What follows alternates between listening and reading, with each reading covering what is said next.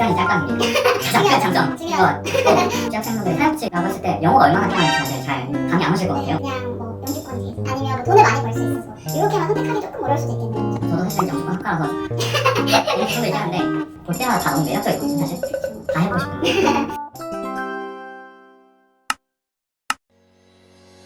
안녕하세요. 서울 유학이민 니나입니다. 사회복지사는 영주권 학과로도 인기가 많은 학과인데요. 오늘은 그리피스 유니버시티에서 사회복지학과를 공부하고 계신 김권능 학생분을 만나서 이야기 나눠보도록 하겠습니다. 저는 현재 그리피스 대학교에서 재학 중인 김권능이라고 하고요. 또 동시에 스튜던트 길드 웰페어 팀에서 스튜던트 서포트 오피서로 일하고 있고 또 골드코스트 메이어 스튜던트 앰베서더로 활동하고 있습니다. 아주 많은 업무를 맡고 계시네요. 네.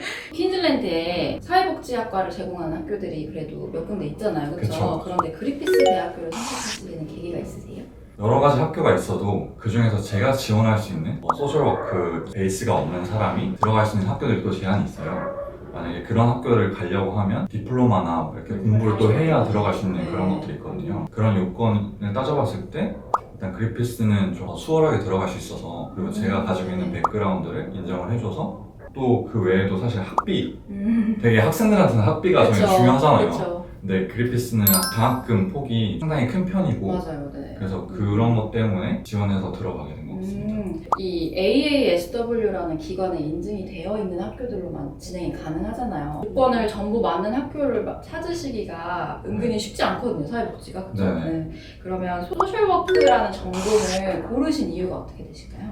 저 같은 경우에는 기존에도 NGO 쪽에서 봉사활동이랑 인턴을 했었던 경험이 있어요. 네. 그래서 그때 기억이 다른 제가 과거에 했던 일들이나 직장 생각했을 때 가장 보람이 있었고, 네. 내가 앞으로 계속 뭔가 한 가지 일을 해야 되면 사회복지나 좀 봉사 관련된 이런 쪽으로 하는 게 좋겠다라고 생각을 해서 선택한 것도 있고, 소셜워크가 사실은 많은 분들이 그냥 가서 장애우분들 아니면은 좀 도움이 필요한 분들을 직접적으로 돕는 일만 생각을 하시는데, 폴리시 관련된 것도 저희가 진출할 수도 있고, 정말 다양한 직책에서 다양한 분야로 나갈 수 있는 것들이 많아서 그렇죠. 네. 그런 활동 폭 때문에 제가 또 선택을 하는 경우. 네네네. 졸업 후에도 다른 학과들에 비해서 저희가 조금 안정성이 더 높은 게, 계속해서 호주 내에서 소셜워크 수요가 늘고 있고, 진출 분야 자체가 워낙 넓다 보니까 어떤 특정 분야, 어떤 특정 클라이언트랑은 본인이 안 맞아도 다른 그런 클라이언트 분을 타겟으로 해서 취업을 할 수도 있고 하거든요. 네네. 그러면 그리피스에서 마스터 오브 소셜워크를 하고 계시면서 네. 장점이 어떤 거라고 생각하시나요? 일단은 마스터 오브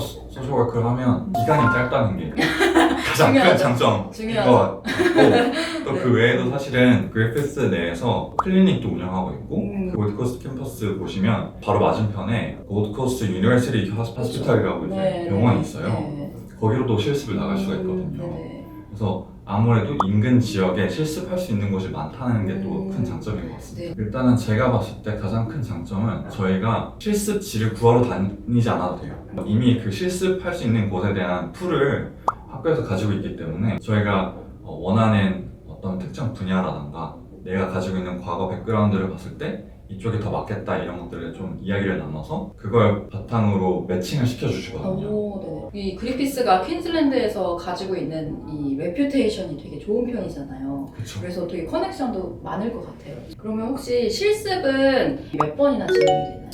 이제 2년 기간 중에 1학년 때 한 번, 그리고 2학년 때 한 번 진행이 되고요. 네. 한 번 할 때마다 500시간, 대충 한 17주 정도. 거의 한 트라이메스터에 해당되는 기간이네요. 한 트라이메스터 자체가 아예 그 오, 실습에 네. 배정이 됩니다. 네. 아직은 실습을 나가기 전이라고 하셨는데 네. 어떤 준비를 하고 계신가요? 과거에 받았던 예방접종 내역 같은 걸 이제 제출을 해서, 그래서 자기소개서 작성, 원하는 분야에 대해서 어떤 강점을 가지고 있는지 내용들을 좀 적어야 돼요. 네네. 관련 봉사활동이나 이런 내역이 있으면 더 좋거든요. 네. 그래서 그런 걸 작성하는 란이 있기 때문에 조금 더 스스로 보충하는 그런 게 있는 것 같습니다. 내가 뭘 진짜 원하는지 좀 알아가는 시간이 될 수도 있을 것 같아요. 시니어 렉처러이신 분께서 너희 정말 중요한 건 두 번째 실습이다. 그러니까 첫 번째 실습도 중요하지만 두 번째 실습은 실습을 마치는 순간과 졸업을 하기 때문에 바로 취업이랑 이어질 수 있는 가능성이 높아서 네네. 실습이 되게 중요하다고 하시더라고요. 네네. 그럼 보통은 졸업을 하시고 나면 학생분들이 대부분 어떤 진로나 커리어를 이어가시나요?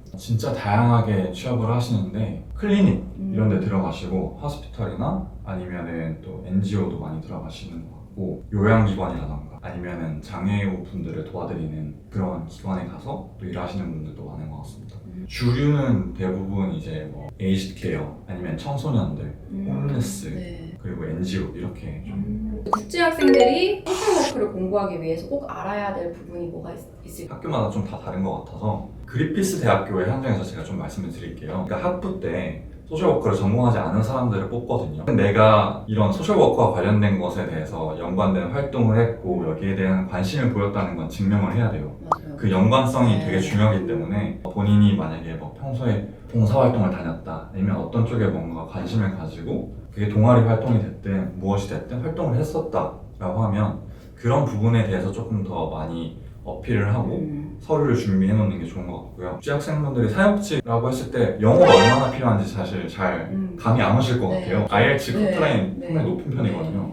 근데 그 높은 이유를 정말 이해하겠는 게 영어를 써야 되는 경우가 많은 것 뿐만이 아니라 그 영어의 심도? 그냥 친구들하고 캐주얼하게 대화를 하고 뭐 에세이를 간단하게 쓰고 이런 게 아니라 내담자들하고 상담을 하면서 그분들을 이해하고 거기에 대한 적절한 대응을 해야 되기 때문에 필요한 영어 수준이 상당히 높다고 생각이 돼요. 네. 학업하시다가 가장 어려웠던 부분이 있거든요. 사실 학업 중에 가장 어려운 건 영어인 것 같아요. 내담자랑 저희가 상담을 해야 되는 입장이다 보니까 그분이 말하고자 하는 것들을 빨리빨리 캐치하고 그 뉘앙스를 이해해서 적절한 대답을 하는 게 되게 중요하거든요. 그리고 그분의 반응을 끌어내는 게 중요하고 저 같은 경우에도 국제관계학 공부하면서 영어를 열심히 공부했는데 막상 이제 내담자분이랑 앉아가지고 얘기를 하면 너무 힘들더라고요. 내가 정말 도움이 필요한데 이걸 직접적으로 말 안 하시는 분들도 있을 거고 애매모호하게 알아줘라고 하시는 분들도 많을 것 같은데 그걸 내가 외국인으로서 아무리 영어를 잘해도 알아들으려면 웬만한 영어 실력은 안 될 것 같아요. 그래서 인텐시브 코र्스가 있는데 2주 동안 매일마다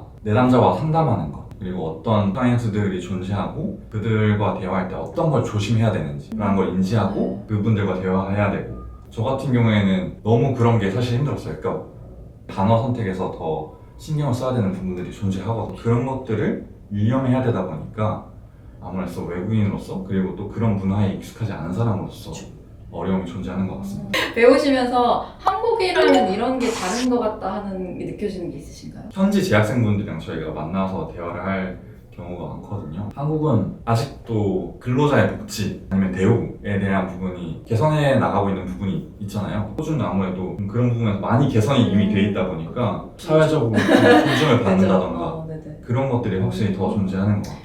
소셜워크라는 걸 실제로 공부를 해보신 학생으로서 네. 이 전공을 추천하고 싶으신 유형의 학생들이 있으실까요? 아무래도 좀 사회봉사라던가 사회 약자들한테 관심이 많으신 분들이 하시는 게 정말 좋을 것 같아요. 말하는 것들에 대해서 어떤 것들을 조심해야 되고 그런 걸 조심하지 못했을 때 나한테 돌아오는 어떤 피드백이나 이런 게 되게 날카롭게 느껴질 수가 있어요. 내가 이 사람들을 위해서 이런 분들이 더 사회에서 도움을 잘 받을 수 있도록 그런 사명이 없으면 하면서 많이 힘든 순간들이 올 것 같아요. 네. 엄청난 책임감을 요하는 직업이잖아요. 그렇죠.